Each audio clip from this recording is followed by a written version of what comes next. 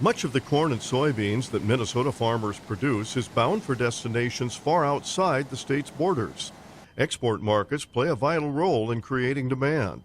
The Minnesota Corn Research and Promotion Council, along with the U.S. Grains Council and others, are hosting a regional trade school to help farmers learn more about the importance of trade.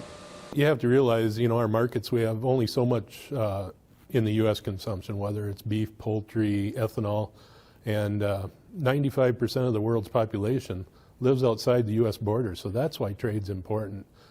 Between 10 and 20% of the U.S. corn crop is exported, according to the USDA.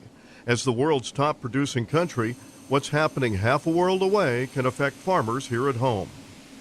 Basically 1 in 3 acres goes to export, and I know before I got involved, I didn't realize that.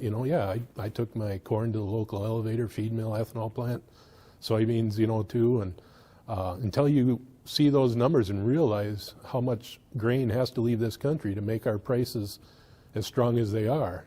So every time I get a chance to educate, I educate, and this is a way to reach more people with a more organized approach.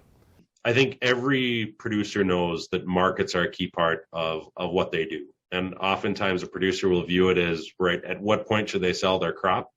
But understanding that there's an entire supply chain behind that, reaching from that field to that foreign, right, to that buyer, sitting in Cambodia, sitting in Europe, sitting in China, the components that go into that, but also the policy that goes into it as well. Not only is trade important to farmers, Willis says local communities are also affected by what's happening in the ag economy. I always say as the ag producer goes, so do the rural communities. And if we're succeeding, I think that really helps the communities. The Regional Trade School will be held March 16th in Alexandria, Minnesota. The event is free. To learn more, contact Minnesota Corn. This is Lynn Ketelsen reporting.